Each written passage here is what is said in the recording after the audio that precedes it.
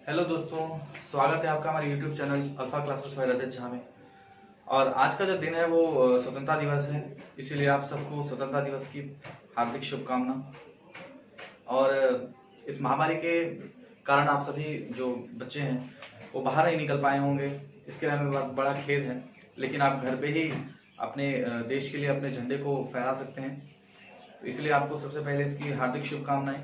और आज का जो लेक्चर है वो हम लोग एक क्लास 10th के फिजिक्स पे स्टार्ट करने जा रहे हैं, जो कि इलेक्ट्रिसिटी है, विद्युत धारा है। तो आइए हम उसे स्टार्ट करते हैं पहले। और अगर आपने हमारे चैनल को सब्सक्राइब नहीं किया है तो उसे सबसे पहले सब्सक्राइब कर लें, और आपको अगर वीडियो अच्छा लगे तो उसे लाइक और कॉमेंट उसमें जरूर करें कि ये वीडियो आपको कैसा लगा। तो आइए शुरू करते हैं। आज का जो लेक्चर है वो है हमारा फिजिक्स में इलेक्ट्रिसिटी है। इलेक्ट्रिसिटी जिसे हम लोग विद्युत धारा के नाम से भी हम लोग जानते हैं, ठीक है। इलेक्ट्रिक करंट, विद्युत धारा। Electric current is the flow of charge in the conductor, है ना। सबसे पहले यही जान लें कि इलेक्ट्रिक करंट होता क्या है, ठीक है। तो किसी भी कंडक्टर में जो चार्ज का जो फ्लो होता है, जो चार्ज का फ्लो होता है उसे हम क्या कहते हैं, इलेक्ट्रिक करंट कहते हैं। मान लीजिए कोई वायर है, अगर इसके होके कोई करंट अगर इसे होके पास कर रहा है, ठीक है, तो चार्ज इसके होके फ्लो कर रहा है इसके होके, तो उसको हम लोग क्या कहेंगे, इलेक्ट्रिक करंट कहते हैं, ठीक है। अब देखिए, सबसे पहले तो इसकी इंपॉर्टेंस तो आप लोग सब लोग जानते हैं कि इलेक्ट्रिक करंट का इंपॉर्टेंस, इलेक्ट्रिसिटी का हमारे जीवन में क्या है। अगर इलेक्ट्रिसिटी ना हो तो इतने बड़े बड़े जो हम लोग जैसे घर में डिवाइसेस यूज करते हैं, हमारी जो हमारा जीवन है वो क्या हो जाएगा, अंधकारमय हो जाएगा। तो सबसे पहले इसका इंपॉर्टेंस को समझना जरूरी है, ठीक है। तो अब देखिए नेक्स्ट क्या है, ये यहां तक शायद आपको कोई दिक्कत नहीं होगी। अब इसका एसआई यूनिट जो है वो करंट का एम्पियर होता है, जिसको हम लोग कैपिटल ए से डिनोट करते हैं। इसको ये ए से इसको डिनोट किया जाता है, ठीक है।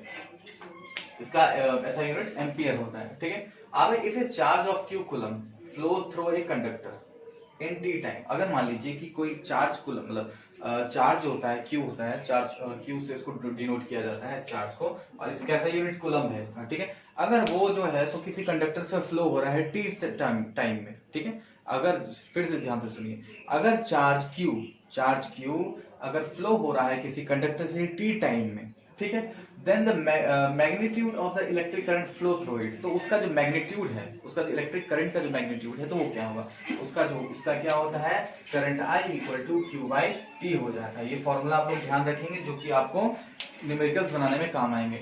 I equal to Q by T होता है, जहां पे I इलेक्ट्रिक करंट है, क्यू आपका जो है चार्ज है और टी टाइम है, ठीक है। चार्ज का ऐसा यूनिट कूलम है, ठीक है।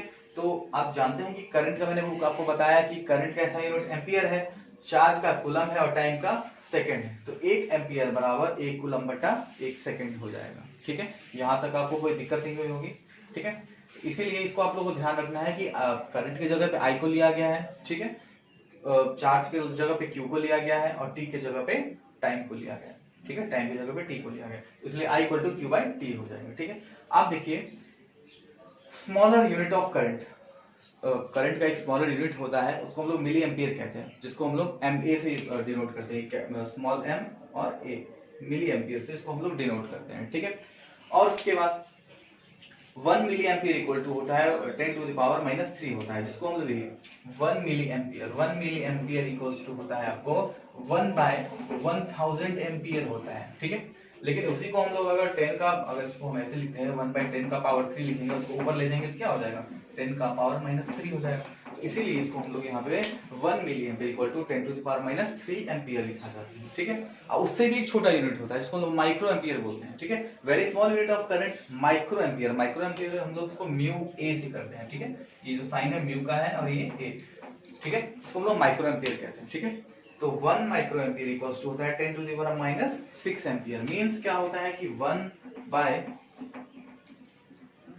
ठीक है, ये, ठीक है। इसको हम लोग क्या लिखेंगे, 1 बाय 10 का पावर माइनस, सॉरी 1 बाय 10 का पावर 6 लिखेंगे, और इसको अगर ऊपर ले जाएंगे तो क्या हो जाएगा, 10 का पावर माइनस 6 हो जाएगा, ठीक है। तो यहां तक आपको शायद कोई प्रॉब्लम नहीं हुई होगी, ठीक है। तो इसके आगे की हम चीजों को देखते हैं, और इससे रिलेटेड हम कुछ क्वेश्चंस भी आज हम लोग करेंगे, ओके।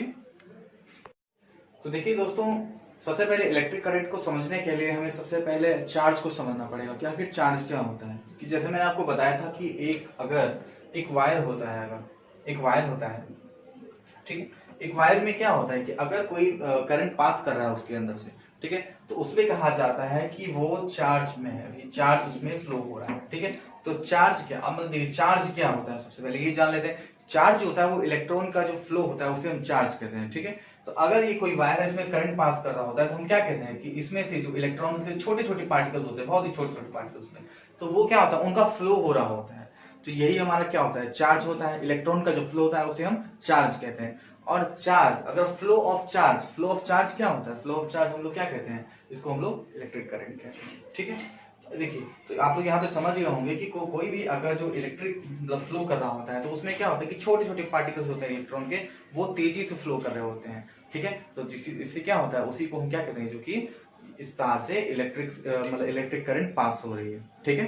तो देखिए सबसे पहले हम चार्ज को समझते हैं कि चार्ज क्या होता है, ठीक है। देखिए सबसे पहले instrument which measures current, ammeter, जो इंस्ट्रूमेंट इलेक्ट्रिक करंट को मेजर करता है कि इस वायर से या किसी भी कंडक्टर से कितना इलेक्ट्रिसिटी पास हो रहा है, कितना इलेक्ट्रिक करंट पास हो रहा है, तो उस डिवाइस को हम लोग एमीटर कहते हैं, ठीक है। जो उस इलेक्ट्रिक करंट को नापता है, ठीक है, जितना मतलब नापता है, मतलब कितना उसमें से पास हो रहा है इलेक्ट्रिक करंट, ठीक है।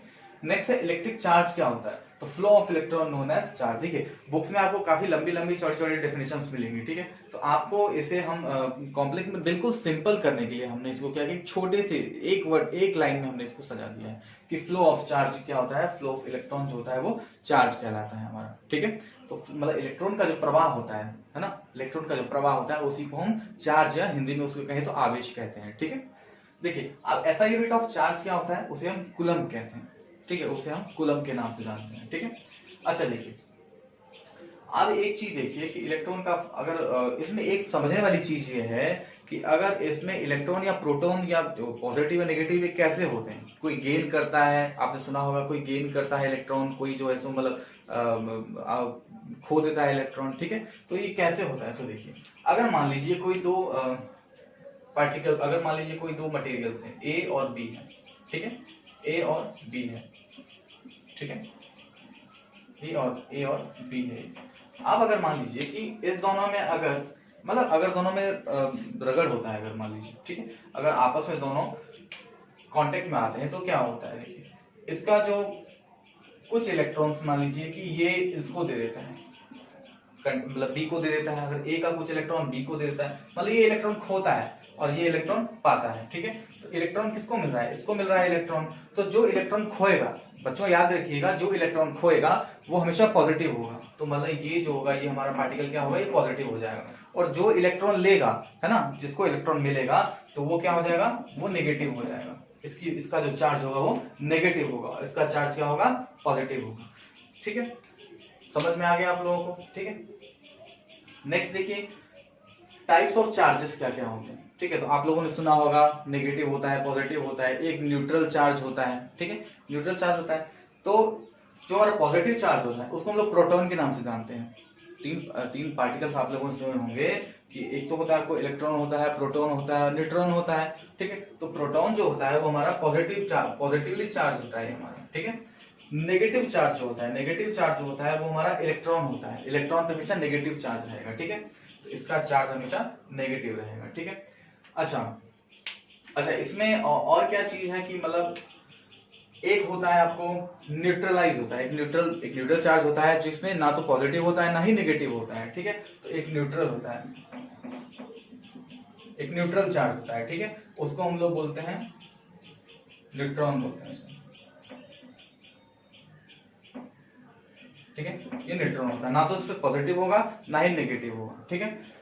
अब एक चीज देखिए इसमें और कि positive charges attracts each other, opposite charges attracts each other. मतलब अगर अपोजिट चार्ज होंगे, अपोजिट चार्ज का मतलब क्या होगा, देखिए अगर एक पॉजिटिव है और दूसरा नेगेटिव है, ठीक है, तो ये क्या होंगे, एक दूसरे को अट्रैक्ट करेंगे। इसका जो इनका जो फोर्स होगा वो क्या होगा, एक दूसरे को अट्रैक्ट करेगा, ठीक है। लेकिन वही similar charges ripple each other, जो अगर सिमिलर चार्जेस होंगे, मान लीजिए कि या तो पॉजिटिव है, इधर भी पॉजिटिव है, तो ये क्या हो जाएगा, रिपल्स हो जाएगा, मतलब एक दूसरे का अपोज करेंगे। और जो सिमिलर चार्जेस होंगे वो क्या होंगे, एक दूसरे को अट्रैक्ट करते हैं, ये आपको ध्यान रखना है। और जो अपोजिट चार्जेस होंगे वो क्या, सिमिलर चार्जेस होंगे वो क्या करेंगे, आपस में रिपल करेंगे, ठीक है।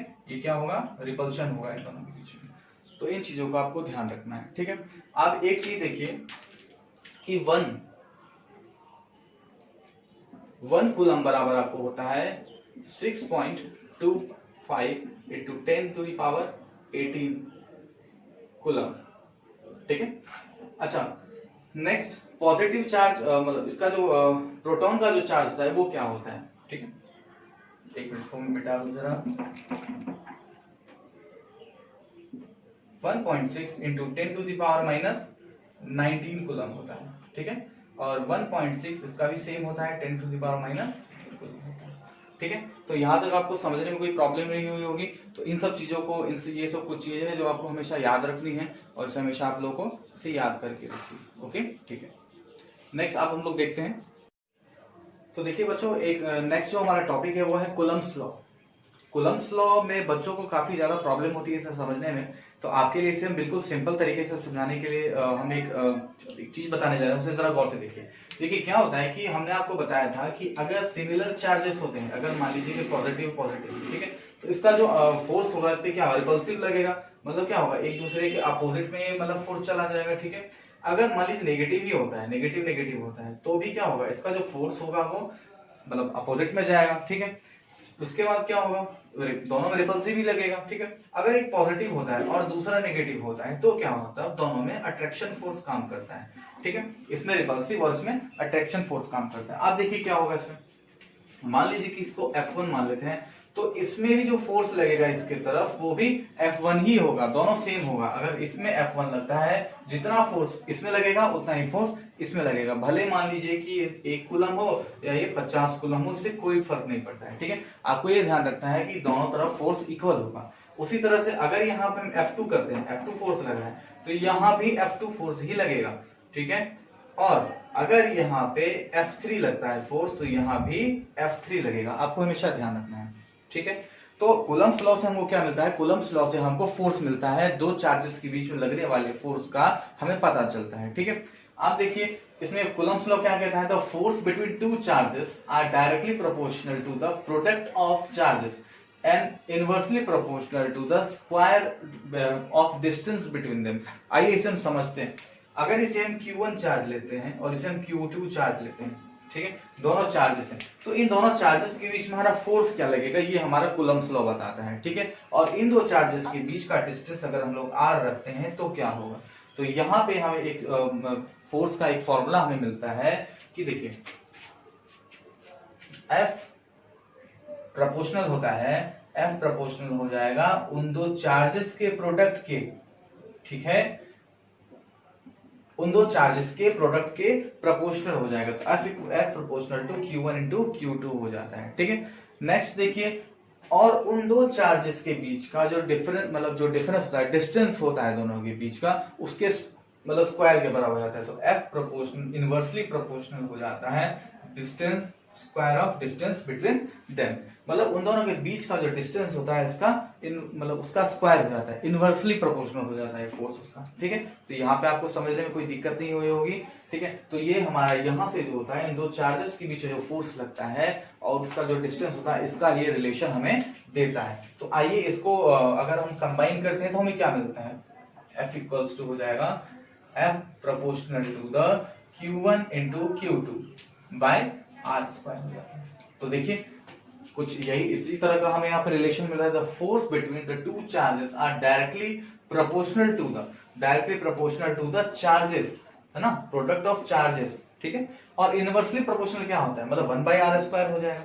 तो inversely product of two charges and inversely proportional to the square of distance between them, मतलब दोनों के बीच का जो डिस्टेंस होता है r का, उसका स्क्वायर हो जाएगा। तो उसका inversely proportional to the square of distance between them, ठीक है। तो ये फाइनली हमको ये फॉर्मूला मिलता है यहाँ से। और अगर फिर इसको हम आगे ड्राइव करते हैं तो क्या मिलेगा, F equals to K into Q1 into Q2 by R square, जहां पे K जो है हमारा प्रोपोर्शनलिटी कांस्टेंट है, ठीक है। तो यहाँ तक आपको शायद कोई दिक्कत नहीं हुई होगी, तो इसे आप अपने कॉपी में जो है नोट डाउन कर लेंगे। और जिस तरह से मैंने आपको समझाया, शायद आपको आगे आपको कोई दिक्कत नहीं होगी इससे। और ये जो फॉर्मूला है आपको आगे न्यूमेरिकल्स में काम आएगा। तो आज के टॉपिक को हम यही खत्म करते हैं और जल्द ही रेगुलरली आपके लिए हम वीडियोस लाते रहेंगे, ठीक है। और आपसे इससे रिलेटेड जो क्वेश्चन है उसे जरूर बनाने की कोशिश करिए और इसे आप जरूर पढ़ लीजिए एक बार, ताकि आपको क्वेश्चंस बनाने में दिक्कत ना हो। तो आज के लिए हम यही अपने लेक्चर को खत्म करते हैं। Thank you very much, good day and जय हिंद, जय भारत।